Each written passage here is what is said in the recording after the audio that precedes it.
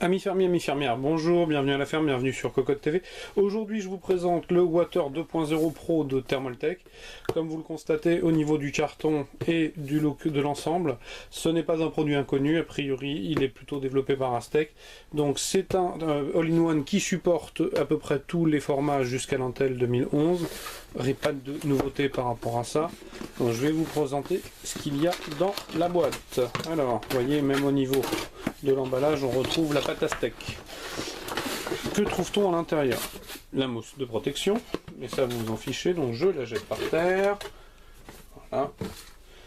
Nous découvrons manuel de l'utilisateur normal, ce qui était tombé tout à l'heure, les clauses de garantie, un sachet de visserie avec cette petite rondelle qui est la nouveauté du Thermaltake et d'Aztec aussi, c'est-à-dire que auparavant il s'agissait, pour fixer là où la pompe Elmaz, de mettre en relation deux rondelles crointées, ce qui n'était pas forcément évident.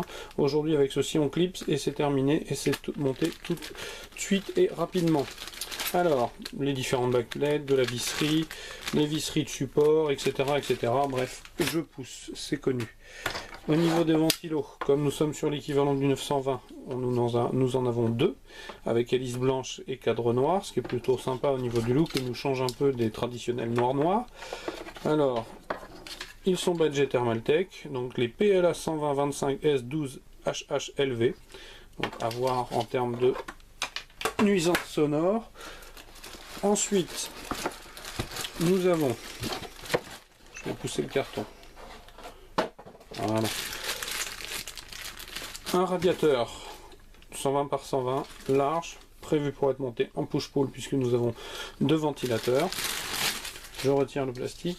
Les tuyaux souples qui sont plutôt une facilité pour le montage. Ici, d'ailleurs, si c'est voilà, avec une certaine liberté angulaire, ce qui est plutôt pas mal. Petite nouveauté aussi, dans les dernières versions Aztec, la pompe est alimentée par un simple 3 pins, quand auparavant elle était alimentée par un Molex et un 3 pins. Donc je retire la protection, un mât en cuivre avec la pâte thermique, la différente visserie qui permet de maintenir l'ensemble, de solidariser le tout. Je referme pour ne pas en étaler partout. Voilà. Sur le capot plastique, le rappel de la marque, le rappel du nom du produit, Water 2.0, pas de translucidité ici, a priori il n'y aura pas d'éclairage ou de possibilité de modifier la couleur, c'est du blanc et ça ne bougera pas, donc un capot plastique, voilà, quelque chose de somme toute bien fini, assez simple, facile à monter, qui propose les avantages du Water sans en avoir les inconvénients. Donc en termes de chiffres, que puis-je vous donner?